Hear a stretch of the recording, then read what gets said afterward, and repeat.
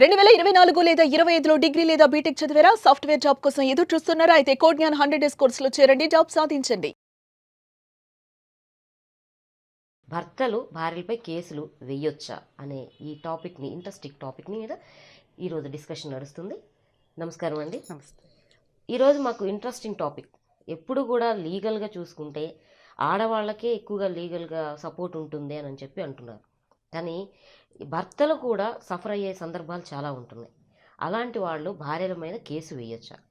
అదేవిధంగా అత్తమామల మీద కూడా కొందరికి సఫర్ అవుతున్నారు. అలాంటి వాళ్ళు కోడళ్ళ మీద కేసులు వేయొచ్చు అంటారా?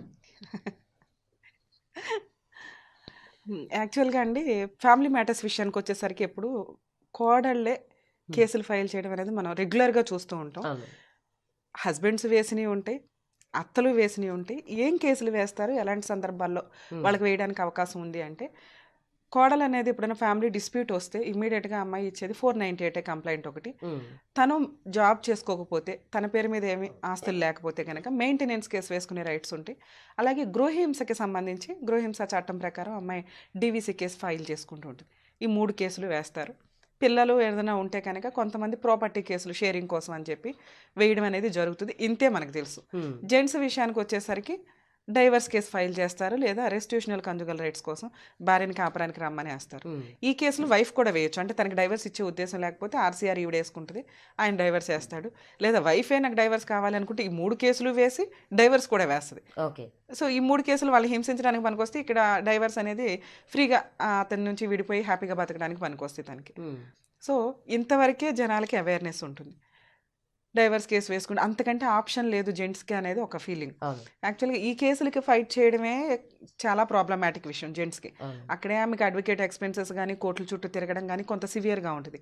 లేడీస్ విషయానికి వచ్చేసరికి అమ్మాయి ఒకటే కేసు ఫైల్ చేస్తుంది. జెంట్స్ విషయానికి వచ్చేసరికి ఫ్యామిలీ మెంబర్స్ అందరూ తిరగాలి. ఫ్యామిలీ మెంబర్స్ అందరూ తిరగకుండా ఉండడానికి మళ్ళీ పిటిషన్స్ వేసుకోవాలి. అవి క్వాష్ పిటిషన్స్ కానీ హైకోర్టుకి వెళ్ళడం కానీ.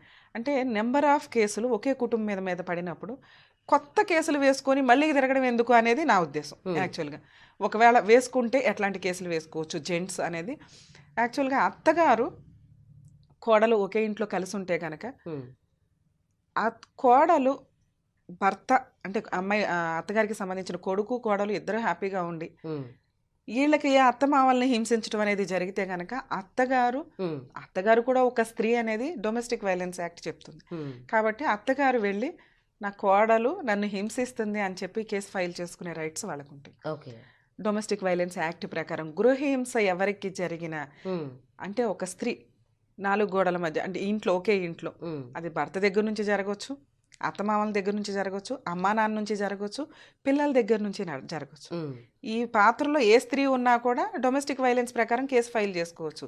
అది జనాలకి తెలిసాక ఓన్లీ కోడలే యూజ్ చేసుకున్న చట్టం ఏదన్నా ఉంది అంటే డొమెస్టిక్ వైలెన్స్.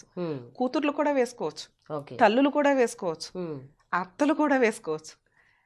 ఎవరు యూజ్ చేసుకోరు దీన్ని. ఆ చట్టం గురించి పూర్తిగా తెలియక డొమెస్టిక్ వైలెన్స్ అంటే ఒక కోడలే సఫర్ అవుతుంది అన్న ఒక ఫీలింగ్ తోటి వేసుకోరు ఎవరు. అత్తగారు వేసుకోవచ్చు.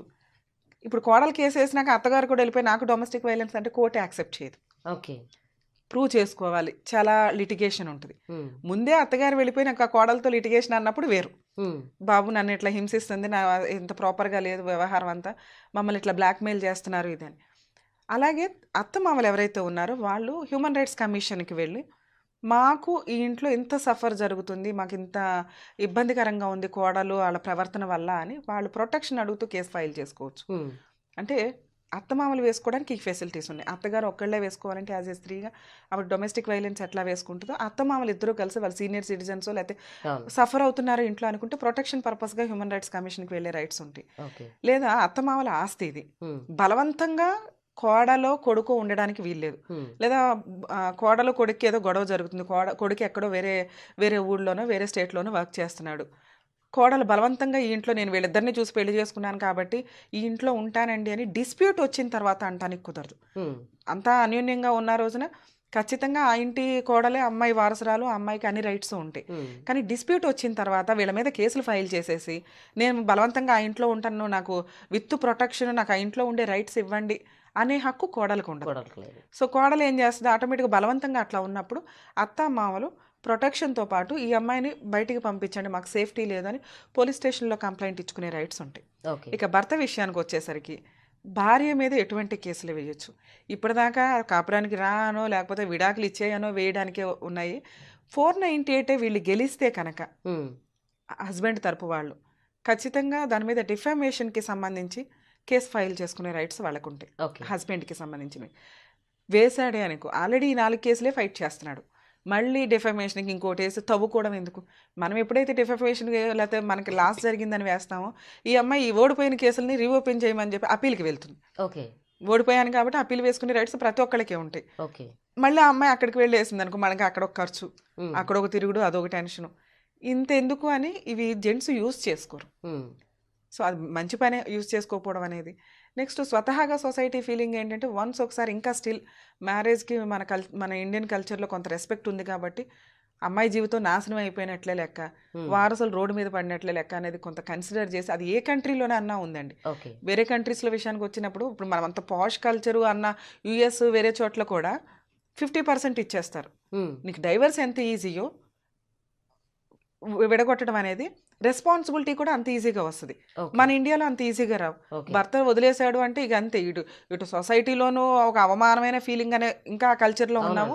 మెయింటెనెన్స్ ప్రాపర్గా రాదు, ఎవరు పిల్లల్ని తనే పోషించుకోవాలి. ఉమ్, ఇక ఈ తొక్కులో మెయింటెనెన్స్ ఆర్డర్ చేసుకోవడానికి ఈవిడ తిరగలేదని తిరుగుతూ ఉంటుంది. దానివల్ల లా అండ్ ఆర్డర్ మీద కోర్టుల మీద కొంత బిలీవింగ్ తగ్గిపోతున్న సందర్భాలు. అవును. అట్లానే న్యాయం కాదు జరిగిద్ది. ఫ్యామిలీ డిస్ప్యూట్స్ విషయంలోకి వచ్చేసరికి కోర్టు ఏమనుకుంటుందంటే రెండు వైపులా మిస్టేక్ ఉంది, ఉమ్, అది ప్రూవ్ అయ్యేదాకా ఈవిడే కరెక్ట్ అని మనం చెప్పలేము, ఉమ్, ఆయనే కరెక్ట్ అని చెప్పలేము.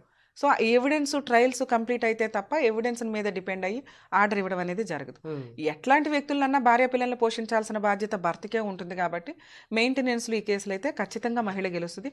498 డీవీసీ విషయానికి వచ్చేసరికి కొంత లీగాలిటీ మీద డిపెండ్ అయి ఉంటాయి కాబట్టి ప్రూవ్ చేయడం అనేది కొంత తక్కువ ఉంటుంది పర్సంటేజ్. ఈ మధ్య అవన్నీ ఎవిడెన్స్తో ప్రాపర్గా ఉంటున్నారంటే డౌరీ ఇచ్చేటప్పుడు ఆన్లైన్ ట్రాన్స్ఫర్లు చేయడము, ఉమ్, ఫొటోస్ తీసుకోవడము, లేదా కొంతమంది పెద్ద మనుషులతో లెటర్లు రాయించుకోవడం ఇలా ఉంటాయి కాబట్టి ఉమ్, అవి ప్రూవ్ చేయగలుగుతారు. ఇక వైలెన్స్ విషయానికి వచ్చేసరికి ఫిజికల్ మెంటల్ హ్యారాస్మెంట్స్ విషయాలకి ఫోన్లో మాట్లాడుకున్నవి కానీ లేదా అప్పుడు కొట్టినప్పుడు దెబ్బలకి ఇమీడియట్గా పోలీస్ స్టేషన్లో కంప్లైంట్ ఇస్తే ఉమ్, అవి కొంత ప్రూవ్ చేయగలుగుతారు. ఇక మెయింటెనెన్స్ విషయానికి వచ్చేసరికి తన్ని తాను పోషించుకోలేకపోతేనే మెయింటెనెన్స్ ఆర్డర్ అవుతుంది మన ఇండియాలో. ఉమ్, దానివల్ల ఏంటంటే ఇండియన్ చట్టాలు కొంత ఇబ్బందికరంగా ఉన్నాయి. అదే మీకు ఫారిన్ కంట్రీస్లో విషయానికి వచ్చేసరికి ఏంటంటే తను జాబ్ చేస్తుంది అన్నా కూడా పిల్లల పోషణ అనేది ఈక్వల్ షేర్లో ఉంటాయి. ఉమ్, అక్కడ మ్యారేజ్ అనేది ఎంత మనం ఫీల్ అయిపోయేంత ఇన్సిడెంట్ అయితే ఏం కాదు. బాధలు ఎంత ఈజీగా క్లియర్ అయిపోతే రెస్పాన్సిబిలిటీ కూడా ఇద్దరికి అట్లా ఈక్వల్ చేసేస్తారు. ఉమ్, మేబీ ఆ కల్చర్ త్వరలో మనకు కూడా వస్తుందేమో, ఎందుకంటే లేడీస్ డైవర్స్ తీసేసుకుని వెళ్ళిపోతున్న సందర్భాలు కొంత ఈజీ అయినాయి. కొంచెం సిటీ కల్చర్ అట్లా ఉన్న అమ్మాయిలు ఉమ్, ఈజీగానే డైవర్స్ తీసుకుంటున్నారు, వెళ్ళిపోతున్నారు.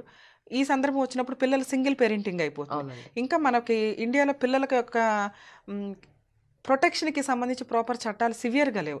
ఓకే. ముందు తల్లి దగ్గరికే వెళ్ళాలి, తర్వాత అక్కడ వచ్చేసరికి అన్నీ ఈక్వల్గా కరెక్ట్గా ఉన్నాయి. ఉమ్, సో ఆ కల్చర్కి వెళ్ళేదాకా ఇక్కడ అమ్మాయిలు సఫర్ అవ్వాల్సిందే, అబ్బాయిలు అబ్బాయిలు సఫర్ suffer అవ్వాల్సిందే. ఎందుకంటే అబ్బాయిలు భార్యను కాపరానికి రా అంటే రాదు, కేసులు నడుస్తున్నాయి, ఆవిడకి ఇష్టం లేదు, అలా అని డైవర్స్ ఇచ్చేయమ్మా అంటే ఇవ్వదు. డైవర్స్ కోసం మోర్ దాన్ 5 years 3 years తిరుగుతున్న సందర్భాలు ఉన్నాయి. అవును. ఇక్కడ వీటి లైఫ్ అయిపోతుంది ఇక్కడ. ఉమ్, అంటే ఇక్కడ అబ్బాయిలకి రిలీఫ్ లేదు, అమ్మాయిలకి రిలీఫ్ లేదు. ఉమ్, సో ఇందులో కొంత మార్పు రావాల్సిన సిచ్యుయేషన్ అయితే ఉంది. ఎందుకంటే సెన్సేషనల్ మార్పులు వచ్చి మిడిల్లో ఉన్నాం. ఉమ్, ఇప్పుడు ఇద్దరు సఫర్ అవుతున్నారు. అవును. ఒకప్పుడు లేడీస్ సఫర్ అయ్యేవాళ్ళు, ఇప్పుడు జెంట్స్ కూడా సఫర్ అవుతున్న అవుతున్నారు. సందర్భం నుంచి ఇద్దరు ఫ్రీ అయ్యే సందర్భం ఏమైనా భవిష్యత్తులో వస్తుందేమో. చూడాలి. దానికోసం మనం వెయిట్ చేయాలి. ఎందుకంటే ఎప్పుడు లా అమెండ్మెంట్స్ జరుగుతూనే ఉంటాయి. ఉమ్, ఆ అమెండ్మెంట్స్ని బేస్ చేసుకొని కొత్త మార్పులు, కొత్త సొసైటీ ఉమ్, ఎప్పుడు కూడా మీకు సొసైటీ యాక్సెప్ట్ చేసిన తర్వాత ప్రతిదీ ఈక్వల్ అయిపోతుంది. ఓకే. ఇప్పుడు డైవర్స్ సొసైటీ యాక్సెప్ట్ చేసేసింది. ఒకప్పుడు డైవర్స్ అంటే అదొక పెద్ద అవమానకరమైన ఇన్సిడెంట్. బయటకు కూడా రారు కొంతమంది. ఇప్పుడు 10 పెళ్ళిళ్ళు అవుతుంటే 7 పెళ్ళిళ్ళు డైవర్స్ దగ్గర ఆగుతున్న సందర్భాలు. కాబట్టి సొసైటీ అది యాక్సెప్ట్ చేసింది కాబట్టి మిగతా వాటికి కూడా మార్పు రావడానికి అవకాశం ఉంది. అప్పటిదాకా ఈ జెంట్స్ సఫర్ అవ్వాల్సింది, జెంట్స్ ఫ్యామిలీస్ సఫర్ అవ్వాల్సింది, లేడీస్ సఫర్ అవ్వాల్సింది, లేడీస్ ఫ్యామిలీస్ సఫర్ అవ్వాల్సింది. అంటే కొంతమందికి గవర్నమెంట్ ఎంప్లాయీస్ ఉంటారు, అలాంటి వాళ్ళకి ఇలాంటి డిస్ట్రిబ్యూట్స్ వచ్చినప్పుడు ఎక్కువగా భర్తల మీదే ప్రాబ్లమ్స్ అనేది ఎక్కువగా వస్తాయి. అంటే బెదిరింపులు కానీ, ఇది మీ జాబ్కి ప్రాబ్లం అవుతుంది, మేము చెప్పినట్టు వినకపోతే, ఇట్లాంటి బెదిరింపులు కూడా కొన్ని బయట చూస్తూ ఉన్నాం. అట్లాంటప్పుడు ఈ గవర్నమెంట్ ఎంప్లాయీస్ ఏ విధంగా చూసుకోవచ్చు అంటారు? ఫ్యామిలీ ఇష్యూస్లో ఇప్పటికీ కూడా ప్రజెంట్ మహిళలకే కొంత ఫేవర్గా నడుస్తున్న విషయం. ఉమ్, జెంట్స్ గవర్నమెంట్ ఎంప్లాయీస్ అయితే కనుక ఖచ్చితంగా వాళ్ళకి కొంచెం రిస్కేనండి. ఉమ్, వాళ్ళు పోలీస్ డిపార్ట్మెంట్లో ఉండనివ్వండి, లేదా గవర్నమెంట్ అఫీషియల్స్ పొజిషన్లో ఉంటే కనుక లిటిగేషన్ ఎందుకు అంటే క్రైమ్ ఉంటే అందులో, అంటే ఇందాక మనం 498 అవును. ఫిజికల్ యాక్ట్కి సంబంధించి మాట్లాడుకున్నప్పుడు ఫిజికల్ యాక్ట్ సివియర్గా ఉంది అని అమ్మాయి ప్రూవ్ చేస్తే కనుక వీళ్ళ అరెస్ట్ వారెంట్ ఉంటుంది. ఉమ్, అరెస్ట్ ఎప్పుడైతే అవుతారో మీరు జాబ్కి సంబంధించి కొంత ఇబ్బంది వాళ్ళ అప్లికేషన్స్లోనే అపాయింట్మెంట్ లెటర్స్లోనే ఉంటాయి. ఉమ్, సో కొంచెం ఇబ్బంది అవ్వడానికి అవకాశం ఉంది. కానీ ఎప్పుడు అవుతుంది, కేసు ప్రూవ్ అయిపోయిన తర్వాత ఇంకొంచెం సివియర్ అవుతుంది అది. ఉమ్, కేసు ప్రూవ్ అవ్వడానికి 3 to 4 years టైం ఉంది. ఈలోపు అతను వైఫ్తో ఫుల్ అండ్ ఫైనల్ సెటిల్మెంట్ అన్నా చేసుకోవాలి, లేదా కలిసి కాపురం అన్నా చేయాల్సిన పరిస్థితి. ఉమ్, సో గవర్నమెంట్ ఎంప్లాయీస్ విషయంలో ఈ ఫ్యామిలీ మ్యాటర్స్ కొంచెం లిటిగేషన్, ఓకే. కొంచెం రిస్క్ కొంచెం ఎక్కువ ఉంది. ఉమ్, ఒకవేళ సెటిల్మెంటే అవ్వలేదు, కేసులన్నీ ఇతనే గెలిచాడు, అమ్మాయి ఇంకా సేఫ్ సైడ్లోనే ఉంటుంది. ఎందుకు, మెయింటెనెన్స్. ఇతను నేను ప్రైవేట్ జాబ్ అయితే నేను మానేసి నాకు జాబ్ లేదండి ఏం చేసుకుంటారో చేసుకోండి అని అనడానికి అవకాశం ఉంది. కానీ ఇటువంటి విషయాల్లో ఏంటంటే అతని శాలరీ నుంచి శాలరీ డిస్బర్సింగ్ ఆఫీసర్కి ఆర్డర్ ఇచ్చి డైరెక్ట్గా డిడక్ట్ అయ్యేలాగా ఫెసిలిటీస్ ఉంటాయి. ఓకే. సో మిగతా వ్యక్తులతో పోల్చుకుంటే గవర్నమెంట్ ఎంప్లాయీస్ చేస్తున్న జెంట్స్కి కొంచెం సఫర్ ఎక్కువే ఉంటుంది. ఓకే. ఒకవేళ మహిళలు గవర్నమెంట్ ఎంప్లాయీస్, ఉమ్, జెంట్స్ వేయడానికి ఇక్కడేం పెద్ద కేసులు లేవు, అవును. అమ్మాయి సేఫ్ సైడు. అలాగే ఆవిడ వేసిన కేసుల్లో ఆవిడకి మెయింటెనెన్స్ రాదు, ఉమ్, కానీ పిల్లల్ని పోషించాల్సిన బాధ్యత తండ్రికి కాబట్టి తండ్రికి సంబంధించి పిల్లల చేత మెయింటెనెన్స్ కేసు వేయిస్తారు అని. Okay. So ladies government employees అయితే హ్యాపీయే, కానీ ఉమ్, జెంట్స్ గవర్నమెంట్ ఎంప్లాయీస్ అయితే కొంచెం సఫర్ అవ్వాల్సిన పరిస్థితి. థ్యాంక్ యూ అండి, థ్యాంక్ యూ సో మచ్. మరి చూసారు కదండి, ఈ వీడియో కనుక మీకు నచ్చినట్లయితే లైక్ చేయండి, షేర్ చేయండి, సబ్స్క్రైబ్ చేయండి. నమస్కారం.